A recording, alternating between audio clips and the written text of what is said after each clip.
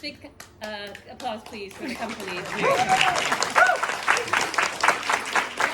of faces and bodies you will recognize. One that you might not, so I'm going to introduce her first, is Emma Fraser, who is the musical director and has also written the English lyrics for this English premiere staging of Marie Curie the musical.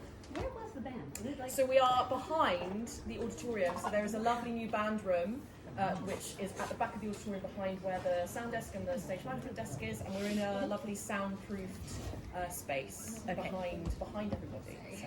Now, normally I have this trick, if anyone's seen one of my Q&As, even no matter how many people are on the stage with me, I will name them all and get the names right. However, you guys have flummoxed me because I think I've been joined by more people than I was expecting to be at this Q&A. Plus, very dark in the auditorium, so it's hard. But I'm going to first. I've already done one event with this company, so I can definitely name a few of you. So Ailsa, Chrissie, Thomas, there we go. And everyone else, please introduce yourself. I'm Maya. Maya. Hi, I'm Snaas. I'm Dean. I'm Yujin. I'm Lucy. Chris. I'm Rio. Hey, that's wonderful. Thank you so much. Wonderful. So to warn you guys, we have some scientists in the audience and a physicist right in the front row. Don't say. So, and we do have a question ready once I get the ball rolling. I want to involve everyone on stage. But I do say also the people on the stage, you guys maybe not know the science better than everyone in the audience, but you definitely know the story and the show better than any of us. So if we are missing something key, steer us in the right direction.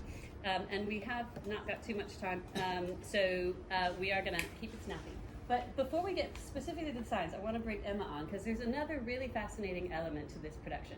This production, just the story itself is so international. A Polish woman makes her name and her discoveries in France. But this musical actually started life in Korea, and it was a Korean writer who was inspired when her daughter came to her with a book about Marie Curie and asked who this was, and she didn't really know much. And the more she looked into it, the more she thought, what a fascinating story. This production here at the Charing Cross Theatre is the English language premiere. So, Emma, you were involved very early on in the seeing the Korean version and working with the Korean creatives. Tell us a little bit about why it appealed to you and why producers wanted to bring it here to London. That's an excellent question. So our journey began 2 years ago, and Aria Entertainment, who are the general managers on this production, they were approached by Korean musicals and Live Corp to produce a short workshop version of this show.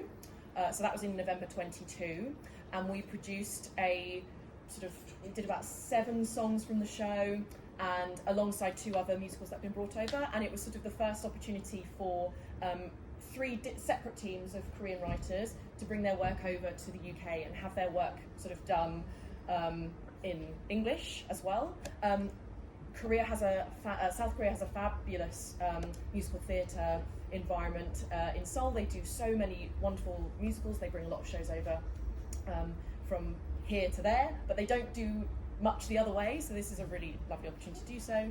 And then from there we did another workshop in November last year with more of the show complete. So we had then the book, and which was adapted, and we did the whole lot of the music. So really it's been a journey over kind of a couple of years, on and off, working with the writers in South Korea and with the literal translations by Arumbi Roo, and then coming back to the Charing Cross today. So yeah, it's been a journey of a couple of years, on and off. Like sort of it would sort of pick it up every few months and then sort of put it down for a bit and then come back together for a few months, and then so it hasn't been like solidly for 2 years, but the journey began a few years ago. Yeah. And we had a really special event about a week ago with the Korean producers and 2 of the original Korean Marys who came over, and with Ailsa and Chrissie and Thomas and Richard Meek. we performed, well, they performed, I didn't, but some beautiful songs from the show sung in Korean and in English. And some of the Korean, one of the Korean Marys is a K-pop star, right? Yeah. So pretty, Yeah. so let me then come to you, Ailsa. I'm sorry, I'm going to keep dropping that. You also at that event spoke about what appealed to you about playing Mary and your own kind of familial connection with science. Yeah. Tell the audience about that. So, for my childhood, my mum was a chemistry teacher, so I had a kind of perception of who she was. And when this project came to me, it seemed quite interesting. And when I got the role, I actually decided to pop over to Paris and go to the Marie Curie Museum, which was amazing, and I was able to like see spaces that she existed in, which it felt really inspiring and exciting in terms of like the gear up to this. And what appealed to me about the project was that we weren't painting this woman as a hero, nor were we painting her as a villain. We were like highlighting the humanity of her and how like imperfect a person is, and how everybody has flaws, and that we weren't just going, oh my gosh, a scientist. We were seeing like who she is. Yeah. Absolutely. Now, we also spoke on Monday, Chrissie, your character that you play in the piece, Anne, is a fictional character. Yes.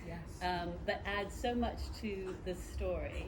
Yeah. She's sort of the moral heart, and the one who pushes. That's Mary really to beautiful better. to put it. Yeah, that's because I think at first we didn't realize what we were. Because at first I didn't know. I mean, that she was fictional because I was kind of like, this is great, what storyline? But then realized that actually this is something that Mary needed in the story for this musical specifically, because it kind of shows if she did have a friend at that time and she did see that kind of effect of what she had created, how would that make Mary Curie feel? And because you never actually have those, and you see the facts about who she is as a scientist, but you never get to know the actual people. So to kind of have like that side of it, I think that's why even doing You Are the Reason kind of makes more sense to us now, because instead of it becoming a song about that friendship, it's also becoming a song where I guess Mary kind of realizes what she's facing it, just facing that trouble, then also finding that love about what she has done, but also going, okay, I know that it can have these different sides to it as well, but it's just human stuff. So, Yeah, wonderful. Thomas, you play Pierre Curie, obviously. There's a wonderful line. I love when Pierre and Mary meet early on, and you say, don't want a wife, not hiring for a wife, and you have this great line like, oh, now that we've got that cleared up, we don't have to worry about feelings. What is it, useless feelings, something like that? And the audience, we were talking before you all came on, and we'll come back to, but I was trying to remember, are there any musicals you can think of that treat science and science fact, not fact in the future, science fact in a serious way? And I suppose there, some musical writers, if they did attempt this, might be thinking, oh, we need to play up the romance. It's all got to be about Pierre and Marie and Mary, but it's so not, is it? It's like you have, their whole romance is shown in the briefest of movements and mentions, even your death. So, and what's much more exciting is the scientific collaboration. Did you and Ailsa talk about that, and how did you pull that together in your performance? I think in general, tonally, we did talk a lot about how romance is kind of inherent in science and in scientific exploration, and how that alone is a very exciting thing, and that drives so much of the story. And certainly between Pierre and Mary in real life and in our story, that's kind of half the romance itself is the kind of is the excitement of doing this thing together and sharing this brain that they both have. So in many ways, I think that carries it forward quite easily when some other stories might rely on sentimentality and romance to drive things forward. Yeah. Do you want to add to that, Ailsa? Yeah, I mean, I don't like dwell on reviews too much, but there was a bit on a review, I don't know which one it is, but they said it's really refreshing to see a story about a woman that doesn't centralize around the fact that she's a wife and a mother. Like, Mary was those things, but everybody knows that they get married. So the fact that we don't have to like fabricate like that, how, oh my gosh, they fell in love, and we don't have to labor over that. It feels really refreshing, I think, to play. It's really nice, and yeah, it doesn't. They cared for each other so deeply that I think for us to be able to like replicate that would be wrong. So I think what we are doing does the love through their working relationship justice. Yeah. Yes, this is a piece that absolutely passes the Bechdel test, if you guys, anyone knows what that is. So I want to bring in the rest of the cast before we come. Audience, this is your one question warnings. Apart from the gentleman who's already said what he wants to ask, the rest of you should be thinking. But other company members, you are an incredible, like always moving, multi-rolling, very hard-working ensemble. Thank you, beautifully done. And the beauty of this piece, that showing obviously the power of radium to cure, but also the horrors that it inflicts upon the workers is just quite shocking. I mean, there are people around me. That first line, when you see the production line and you're dipping, and then people around you realize that you're putting radium on your tongue. It's quite shocking, isn't it? Yeah, we get a few laughs from that. I think the first when we did previews, we started to lick the brush and we were like giggles. You know? This is not fun. But then we realised that I guess it especially when it's a British audience, it's like you know what's going on. Yeah. Awful. But so many questions I want to ask you. But first off, how many of you knew much about this story beforehand? And I've learned so much watching it. How much have you learned preparing for it, and how much do you talk about it? I'm looking. Rio, do you want to go first? I'll just come down the line. I actually didn't know a lot about it at all. I just knew of the Marie Curie, like the foundation of the trust fund. Like, I didn't know anything about who she was and what she did. So for me, it was really insightful and inspiring.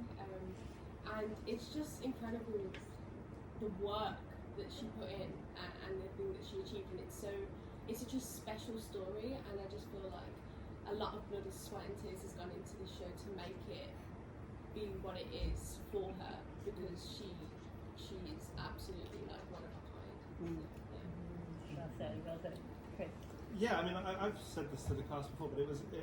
I didn't know much about Marie Curie, Monsieur Marie Curie, other than the foundation was looking after my father when he was dying. So it was kind of really personal to come into this show and have that moment and realise that this woman that was around in the 1800s still is affecting life and changing people's lives and still helping, let alone solving cancer and fixing all that stuff. There was a real personal thing. So that's all I need. And to find out all this information about her was amazing. Excited. Yeah, magical. Excited. Yeah, I knew that there was like a foundation in that, but like I knew she was like connected to like cancer in a way, but like I didn't know the extent of like actually what she did. I don't even think I knew that she was a scientist, to be honest with you. But then so I've learned a lot. and you also play the daughter. Yeah. And Irene Curie did carry on the work. Yeah, she did. So what did she then achieve after her parents' death? She actually went on to do like the atomic bomb and things like that. But she didn't do the atomic bomb, but like she did like nuclear power, like, and she looked at how to, what's the word, adapt an atom. No. Yeah, she created artificial radiation. Yeah, artificially do something to an atom. Artificial radiation. Yeah. I'm not very good with science. We do musical theatre. Acting. Was there something in particular that you've learned in the process of being Marie Curie that will stay with you? Yeah, no, definitely, because I didn't even know Marie Curie existed, which is like possibly like I've just got general like lack of general knowledge. So like I was like, I did my research for my first edition. I was like, oh wow, like this is really interesting, and then like the brief was when I read the brief of what the style of the show would be like, I thought it was a really good contrast between like the orchestral music, which is so artistic, but the storyline is so factual and like focus on science. I love that juxtaposition. But yeah, I am definitely through this process like learning, because obviously I knew about like radiation, radiotherapy and stuff, and like to learn that it's coming from this woman's discovery, like it's really profound. Maya. I was like waiting. Yeah. no, I gotta throw it. But in the piece, of course, we get the first inkling, apart from people who know what's going to happen when you're dipping the tongue, because your character's sister is ill. I'm fascinated because the workers and the lost lives are very starkly portrayed in this piece. It's very important that we don't forget them as well as the accomplishments, the achievements. Yeah. But is it true? I mean, presumably that character is also fictional, but were most of the workers Polish workers? Do you know? That is a fictional thing, right? Okay, That's right. another fictional. Yeah, I think they were American. The workers is based on the Radium girls, which happened in the United States, from what I understood. Yeah. Okay.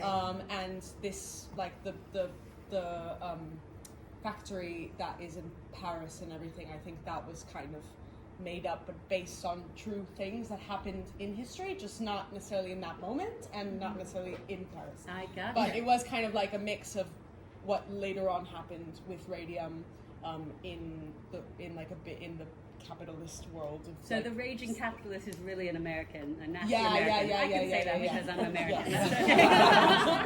Yeah. But there were factories in Europe as well. There were. Yeah. The main scandals. Okay. Yeah. That was what it was based on. Very good. Isabel, did you do any additional research as well when you took this on? I did. I watched the movie. I think we all did. Which movie? With Rosamund Pike. Radioactive. Okay. Yes. You also watched lessons in. Yes, I did. As suggested by Ailsa, watch lessons Lessons in chemistry. lessons in It's chemistry, kind of like, which is so good. Really recommend.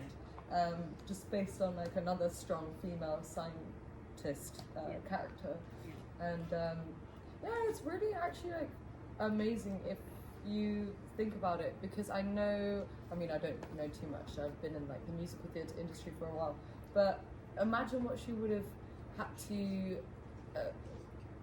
be faced with, in terms of the obstacles, because I know females currently in the world of STEM are still undergoing discrimination, and so just cast your mind back to then, and it would have been insane. So the fact that she was able to achieve the things she did is very inspiring. And finally, Dean, I'm going to ask you to tell us about the movement that is in the piece and how hard you had to, as a company, work on all of those. I think that question better go to Lucy rather than me. I'm the least danciest person in this. Having been cut from some of the numbers, I can tell you that the dance was very well choreographed by Joanna Goodwin, and took a lot of, like you said, movement rather than dance, which I think is needed for this piece. We were telling mostly a true story about a true figure, so to pepper it with ballet or jazz would have been wrong, but to pepper it with strong acting movement I think was a much better choice, and our wonderful dance captain Lucy makes sure that we keep doing it well every night. It is beautifully done, Lucy. Do you want to add anything about the movement? What do you think it adds to the story? I think it really adds, especially like going well with the music. I think you need that, otherwise you'd all be sat there like, bloody hell. It's like when you put like the ups and downs, you know what I mean? Like, oh, it's a bit of a musical, leading up to Radium Paradise. So yeah, I think it really adds to the show. So the question we had in advance, I'm not sure, might be better answered by you, but I think, just say it again, sir, just for the benefit of everyone. I'm an advocate for using radium in environmental studies. And I'm just wondering how many people have heard of using radium in oceanography and various soil science. So watching we times. haven't got scientists in the company. Just raise hands in the audience and on stage. Does anyone know what this gentleman is talking about? No. The soil that rings a bell, Explain. but I wouldn't be able to give you any detail on that. But this is a good point to bring in, that you have in the program so many scientific scientists reference and scientific organizations. You have a full-time science consultant, Helen. So tell us a little bit about how you work with those experts to make sure that what is portrayed, and particularly in the lab scenes, I guess, Ailsa. Well, so Helen came initially to really tell us, like, because what we're doing on stage is like a theatricalized version of like an experiment that's not how she discovered it, but it's something that we had to show in some way. So she was explaining us the reality of what it was that Mary would do to have discovered radium. So we had like a big chat with her, and then I had quite a close correspondence with her in terms of like the equations that I would be writing, which were condensed down, thankfully. You should have seen it at the beginning, trying to sing and write 5 lines. She was like, I'm running out of music, come on! Our director was like, Ailsa, we've not seen you at all. You've just been looking at a board. So yeah. You learned that. Yeah, I did. Like, And she said it would be feasible. That what was great was we were able to use Helen and say like, would this be okay if Mary did this? And she was able to literally take bits out of like source documents and show us. And we had moments where I was like, I need some Mary and Pierre like jargon, please. Can you get some? She loved what was the phrase she used to say? She was like, nerd love. I need some nerd love, a nerd love bit. That's not in the glossary. Nerd love isn't in there. But yeah, she was amazing and really made me feel like I could fake being a scientist. Good. And science, did she fake it well? Front row, ma'am? Thank you. Good. Okay, other hands in the audience? Yes, the glasses, yep. So, in the adaptation from the Korean musical, aside from obviously the translation, like how different is it from? And how different is what we see here from what is staged in Korea? It is quite different. I think just because of the way that the two languages operate, like the root of the languages is so different. I think we were working with, a European-based language or something where we shared even, I think it's been really interesting that to learn the process of even like thought process in language is so different the further apart you go. So I think in terms of adaptation, lots of conventions that work well for Korean audiences wouldn't have worked for our audiences, and vice versa, in terms of like speaking in metaphor or speaking very literally. Even just those two core ideas sometimes flip very oppositely when you kind of that's not a word, but yeah, very flip when you translate the languages. And then just getting into the rehearsal process, I think, getting it up on its feet, the nature of then trying to present that work visually then had a massive impact in suddenly going, oh, okay, well, now that we've heard all of this out loud and we're trying to get it up on its feet, there's lots of things that now need to make different sense again in order to work on a stage. So there's definitely been lots of layers of trying to make it make sense. But I think, yeah, there's lots of things that are very similar. There's lots of things that are quite different musically as well. We've tried to make the show a bit more sung through than perhaps the original. So musically we've sort of been threading it together in a slightly different way as well. But in terms of like order of songs and content, that's very kind of similar vein. It's one act now as well. And it's one act. The original musical is 2 acts. And we condensed it into 1 act for this presentation of the show. And Chris? Yes. Chris? Yeah, it's about trying to, it's a beautiful show in South Korea, and then trying to maintain the soul of that, but move it to a completely different audience and completely different people doing it. We had to feel like we could be honest with it too. Yeah. And the language that we speak is very different, and so we have to adapt it, we have to change it to make it then come truthfully from us as well. Yeah. Yes, hand there? Yes, so I'm more from the science side than the theatrical side. So what was the hardest scene? If you think about sort of in terms of either adaptation or choreography, or what did you guys have to work on? In terms of portraying the science, or just generally? Just generally. Generally, what did you find as a company the most difficult scene to stage? Well, look like you're gonna say something. I think 45 months was definitely really difficult. The It one was- where Mary yeah, does. It was originally called something else. Tap on it. Yeah, but I had a problem because I couldn't understand what she was tapping. I was very like this in the process. I was like, sorry, I need to understand. Some songs we got given kind of offerings of titles or part title offerings. So the number where Mary is discovering radium was originally called Tap on It, and that's kind of how we got it through from the South Korean language. So, you know, trying to kind of be honouring their original intention, you sort of try and make that work, and then you realise, just staging a whole musical number about a very specific piece of machinery that you don't tap on. Maybe this is going to work, let's throw that out and let's start again. So I think adaptation-wise and maybe staging-wise for your brain was probably one of the more complicated sequences. So that suggests that from the beginning of the process here in London, the piece has continued to change. It was a lovely workshop Until the last process. preview, Honestly. Oh yeah, big time. And it, like, as an actor, I can only speak for myself here, but feel free. But I feel like in some ways, like, sometimes you go into jobs and it's very much prescribed what you have to do. Stand here, stand on 5, and do this. This was a very different experience to that. We had a lot of work to do, and nobody could foresee how much work we had to do. But what was nice was we felt like collaborators. Our voices were heard, which is a rarity, I would say, in this industry. So I've taken that away personally. You must be very proud. So how long did you have all in working together? 4 weeks of rehearsal.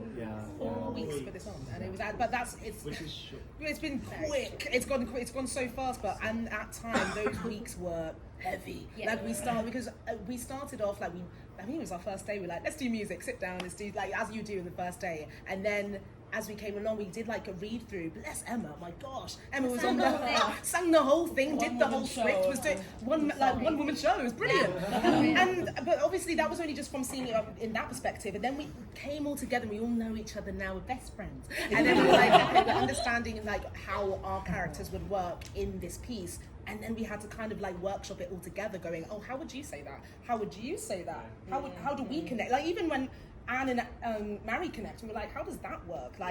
Because as a friendship goes, I'm kind of being myself, but then also like, it's the 1800s, she's not really like, she's not gonna be wearing a cap like this. So like, it's just, I had to like adapt into that as well, because I mean, Sarah was really good at that, to understand like where we wanted to like put the story, take the story, because at first it kind of felt like, I don't know where Anne needs to be here, but it hopefully makes sense. So I think that's kind of like how it works. I just want to mention here that a musical, particularly a new musical, is a huge production.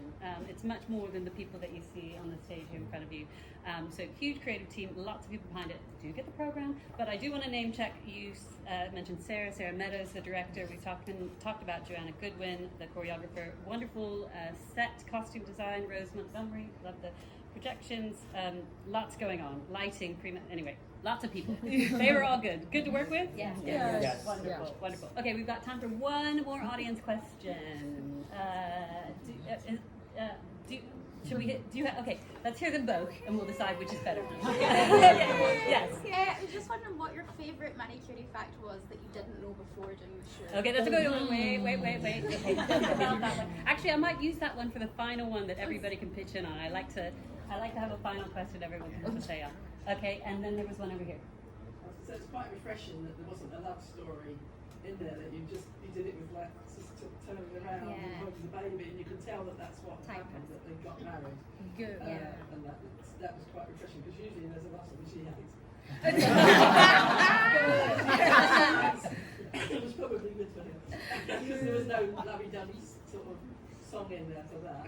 And I just remember that there was a musical that we saw, which was about Alan Turing. Oh. That's probably the closest. It's over at the Riverside. It's over at the Riverside. Is that just over an hour? Okay, interesting. We'll look that one up. Okay. Two people. Okay. Okay. 2 quick questions. Why does Marie Curie always wear black? So, from what I know, correct me if I'm wrong, it was pretty much a political statement for her. Poland was under Russian rule, and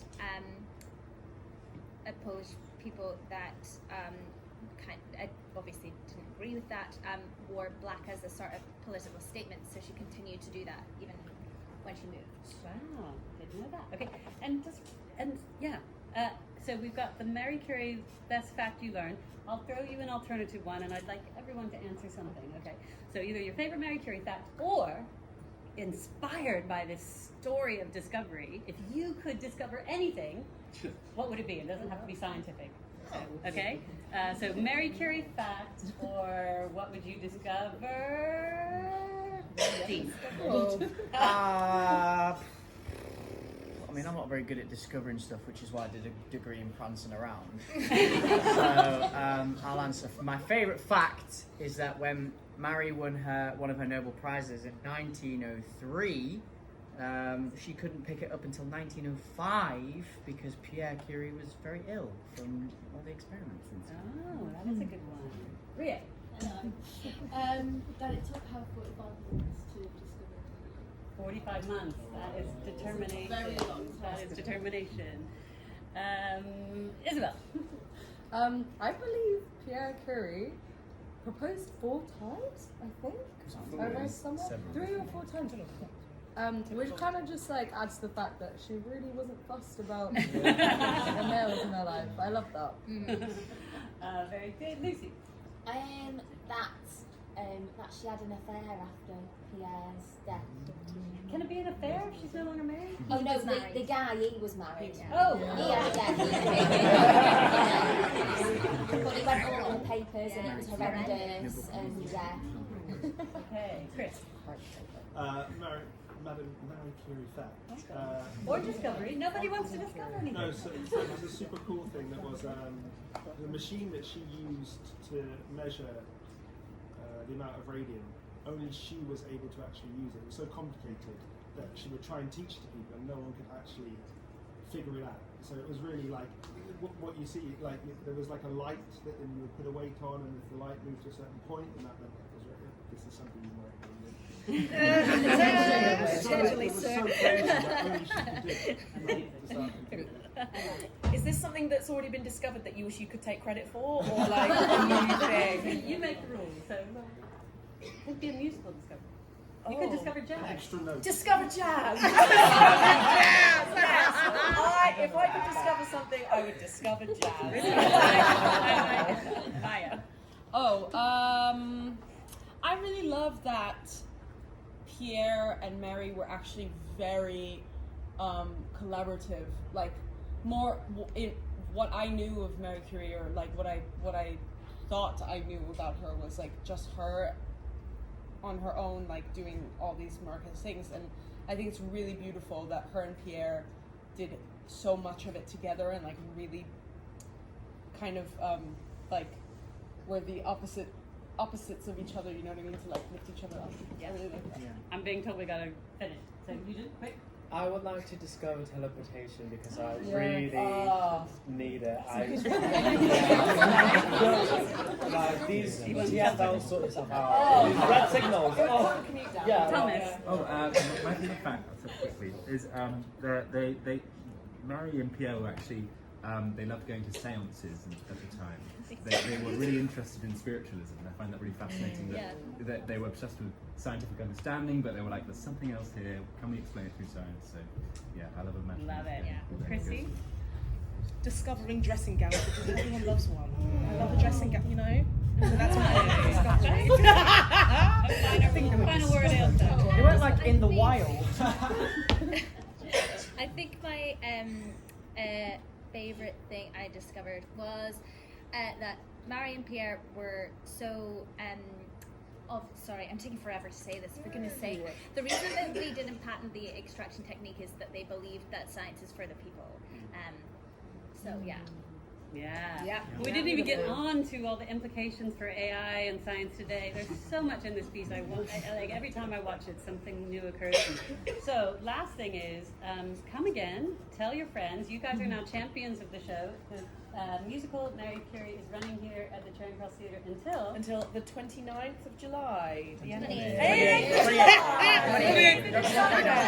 Final Sunday of July. And final show of hands. Is England going to win tonight?